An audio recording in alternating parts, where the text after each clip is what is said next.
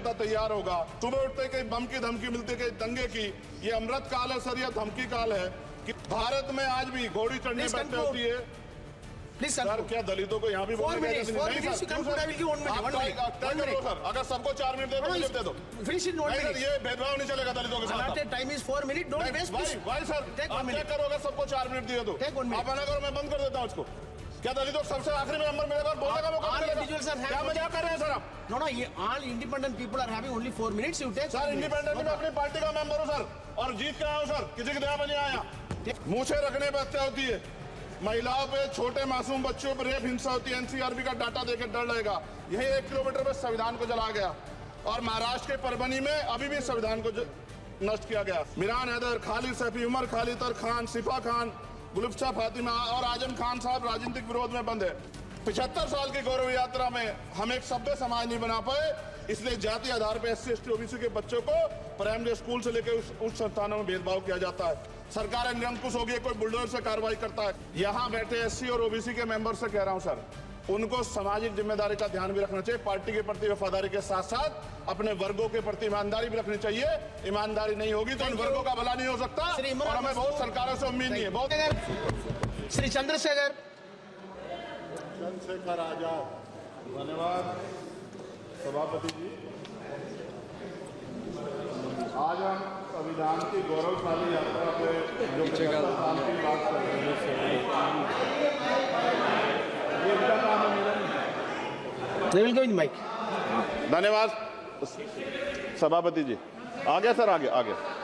आज हम संविधान की गौरवशाली यात्रा पे बात करने के लिए चर्चा कर रहे हैं। कल से ये चर्चा चल रही है सर। मैंने बहुत सारे दोनों पक्ष के और जितने भी हमारे मेंबर हैं सुना सर, उनको बड़े बड़े नेता हैं सर। इसके भाग 1 में लिखा हुआ है India that is Bharat, Hindustan नहीं लिखा हुआ है सर। लेकिन सारे नेता संविधान पे चर्चा कर रहे हैं, लेकिन हिंदुस्तान ही कहेंगे, भारत कहने की हिम्मत नहीं जुटा पा रहे हैं। ये बड़ा सवाल है सर कि क्या संविधान के हिसाब से बात रखी जा रही है। मैं धन्यवाद दूंगा फूले साहू बाबा साहब अम्बेडकर को और मेरे नेता मान्यवर साहब श्री काशीराम को। 25 नवंबर 1949 को संविधान को सौंपते हुए डॉक्टर बाबा साहब अम्बेडकर ने कहा था कि 26 जनवरी 1950 को हम विरोधाभास भरे जीवन में प्रवेश करने जा रहे हैं। राजनीतिक जीवन में तो हमारे पास समानता होगी, लेकिन सामाजिक और आर्थिक जीवन में असमानता होगी। क्या ये चुनौती आज 75 साल बाद दूर हुई है? भारत ने 26 जनवरी 1950 को संविधान लागू होने के साथ खुद को एक संप्रभु लोकतांत्रिक और गणतांत्रिक राज्य होने का ऐलान किया। लेकिन सर उस समय संविधान की स्थिति ये थी कि जैसे गांव का कोई आदमी, मैं 50 की बात कर रहा हूं, वो 50 साल पहले शहर में आ जाता और बड़े लोगों की महफिल में चला जाता, उस जहां वो खाना खा रहे हो, और वो टेबल पे नैपकिन को खा के जो है कि कहता कि ये तो फीका, क्योंकि वो जानता ही नहीं था, वो समझता नहीं था संविधान को, संविधान है क्या। संविधान उसके लिए महज दस्तावेज था। ये जिम्मेदारी थी राजनीतिक दलों पे कि वो संविधान को व्यवहार में लेके आते, और इसके इतने सारे आर्टिकल हैं, अगर इनको व्यवहार में लाया जाता तो मुझे लगता कि आज देश बहुत बदल गया होता। बाबा साहब ने कहा था कि लोकतंत्र भारतीय भूमि का केवल ऊपरी पोशाक है, उनके अनुसार यहाँ की संस्कृति अनिवार्य तौर पर लोकतांत्रिक है। भारत जैसे गरीब और गैर बराबरी वाले देश में संविधान के जरिए छुआछूत खत्म करना, वंचितों के लिए सकारात्मक उपाय करना, सभी वयस्कों के लिए मतदान का अधिकार देना और सबके लिए सम्मान अधिकार तय करना, ये बहुत बड़ी उपलब्धि थी सर।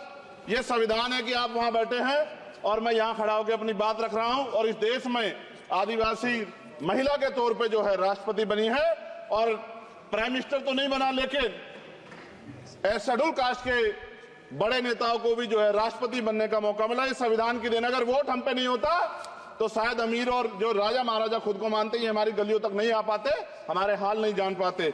आजादी का मतलब सर सिर्फ अधिकार पाना भर नहीं है, इसके लिए हमारे संविधान में सरकार और नागरिकों के अधिकारों के साथ साथ उनके कर्तव्यों का विस्तार से उल्लेख किया गया है।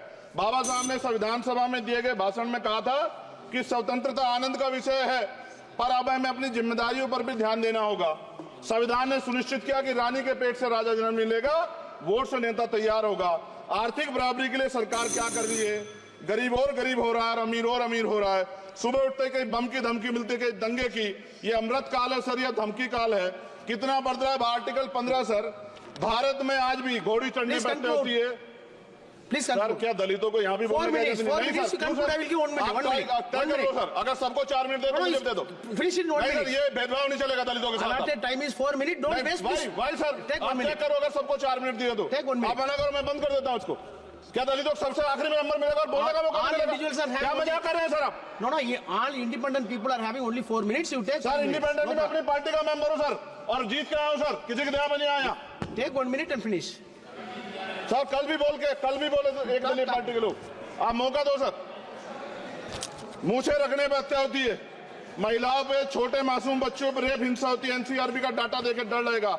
यही 1 किलोमीटर में संविधान को जलाया गया, और महाराष्ट्र के परभनी में अभी भी संविधान को नष्ट किया गया, उसकी कॉपी को। आर्टिकल 25-26 में संविधान में सभी को धार्मिक आजादी, कहाँ है दलितों की, मुसलमानों की, जैनों की, बौद्धों की, ईसाइयों की? छत्तीसगढ़ में सतनामी समाज को संविधान की अपनी धार्मिक आजादी के आधार पर जो है उनको अपमानित करके जेल में बंद कर दिया। संभल, अजमेर, अयोध्या सब इसका उदाहरण है। आज ये सरकार आलोचना डरती है। कितने लोग जेल में बंद है? मिरान हैदर, खालिद सैफी, उमर खालिद खान, सिफा खान, गुलफ्शा फातिमा और आजम खान साहब राजनीतिक विरोध में बंद है। सरकार यहाँ बैठी है, सरकार सामाजिक न्याय की बात करती है। बताए कितने दलित मुख्यमंत्री बना रखे हैं आपने? 13 ज्यादा सरकार स्टेट में सरकार है। कितनी महिला मुख्यमंत्री है? आपकी सरकार ने सुप्रीम कोर्ट के आदेश के बाद रिजर्वेशन प्रमोशन में जारी नहीं किया, और ओबीसी को पॉलिटिकल रिजर्वेशन आप देंगे नहीं देंगे, आप बताने का काम करें। मैं 75 साल की गौरव यात्रा में हम एक सभ्य समाज नहीं बना पाए, इसलिए जाति आधार पर SC ST OBC के बच्चों को प्राइमरी स्कूल से लेकर उच्च संस्थानों में भेदभाव किया जाता है। सरकार निरंकुश हो गई, कोई बुलडोजर से कार्रवाई करता है। कल मंत्री जी ने कहा हमने राष्ट्रीय पिछड़ा वर्ग आयोग बनाया, 69 शिक्षक भर्ती में उसकी सिफारिशों को नहीं माना। EWS के जरिए आपने संविधान पे, आरक्षण के प्रावधान पे हमला किया। 1 मिनट में खत्म कर रहा हूं sir.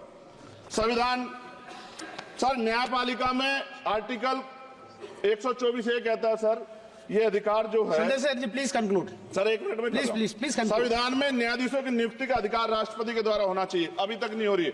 All India judicial service commission कब बनेगा? क्या चंद परिवार ही सर जज बन सकते हैं? और आज हम सर, मैं सरकार से सवाल पूछना चाहता हूं सर, सेवाओं में SC ST OBC वर्ग का कितना प्रतिनिधित्व है? भारत सरकार के मंत्रालयों के अधीन PSU में, बैंकों, बीमा कंपनियों में और स्वच्छता संस्थानों में आउटसोर्स तथा कॉन्ट्रैक्ट पर वर्तमान कार्यरत कर्मचारी कुल कितनी संख्या है? आउटसोर्स और कॉन्ट्रैक्ट में कार्यबल SC ST OBC कितना प्रतिशत है?